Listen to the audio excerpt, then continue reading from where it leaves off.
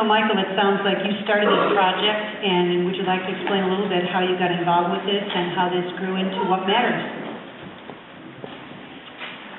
First of all, thank you, and thanks for everyone for coming along today. I thought I'd answer that question by saying a few words about what it means to be a writer who is writing in and around images, very powerful images of the sort that Ed takes, in order to do what Ed referred to as advocacy journalism. I'm an academic. I've taught at Berkeley for 30 years, and we do what I do what academics do. We write, we conduct research, and we publish that in journals and books that about 8 people read. And that's okay. It's okay. And we teach. That's very wonderful and admirable.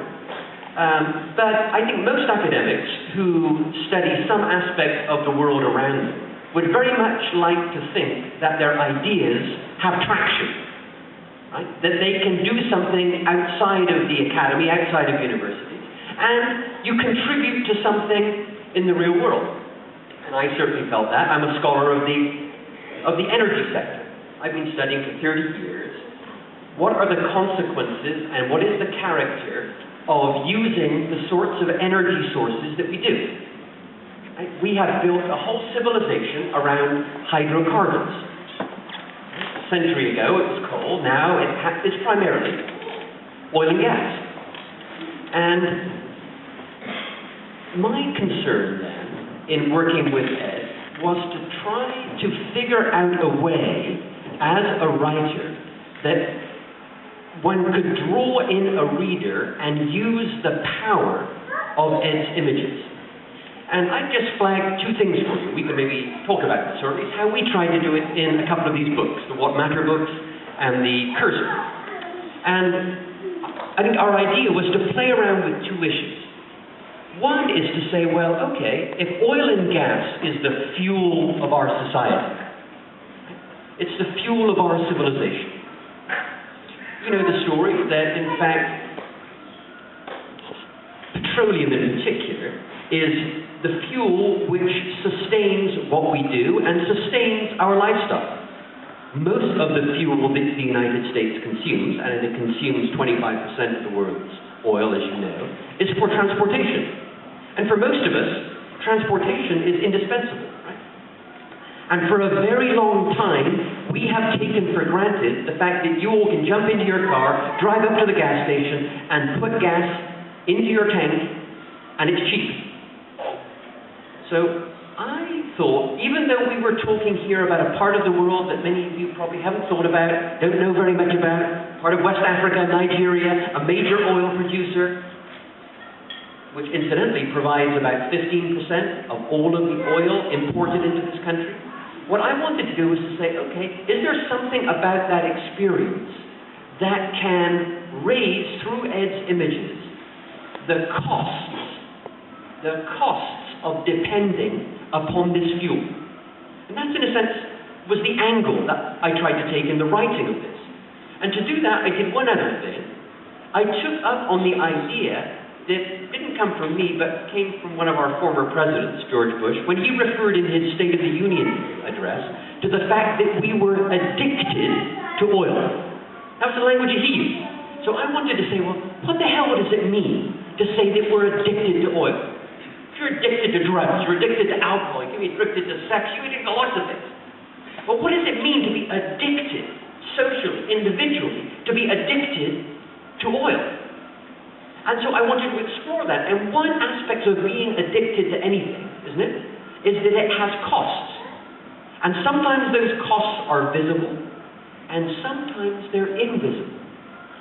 And the second thing I wanted to do then in writing about in and around Ed's images was just simply to say, what are these costs? And many of them are invisible. They're invisible because you consume Nigerian oil. And in consuming this oil, there are lots of costs that you don't think about when you, for your $3, $2 a gallon gas, put into your tank. One is global climate change. Only recently have we begun to think about that relatively invisible cost. There's another invisible cost. A part of our military expenditure is put to the service of acquiring cheap oil. But in these books, I said, well, then there's a bunch of costs in the countries that produce it.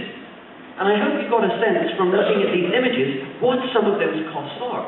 They can be devastating.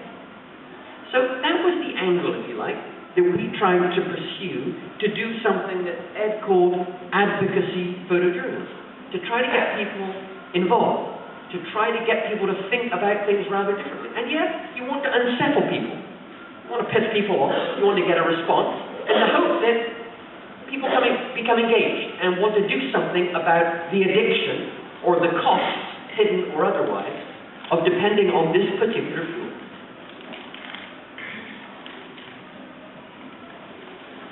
I guess my next question would be, in the sense that this is not information that's new for us, we know this, and these kinds of energy issues, climate change, we know the information, we hear it to the point where we're almost numb, and it's hard for us to learn more, know more, particularly to be inspired to do, what can we do? So if you could talk a little bit about this particular form and the idea of how we are inspired to do something to make a change. Well, I'm not sure that most people in this room have seen imagery like this. That, I wonder if you've really seen what this place in this instance, the Niger Delta looks like, and the conditions that people are living in. I think this is not something that television shows us, really. There are documentary films, but how many of us really seek those out? So, for me, quite often I feel it's interesting, we're bombarded, there's way too much information in the world, particularly in our society, to ever imbibe even a fraction of it. And it can be overwhelming and numbing, as Margot points out. But I just wanted to stop for a minute, because I know many of you have to go to your next period class. So I really appreciate that you have come, and I particularly want to applaud and thank our two speakers for adding up.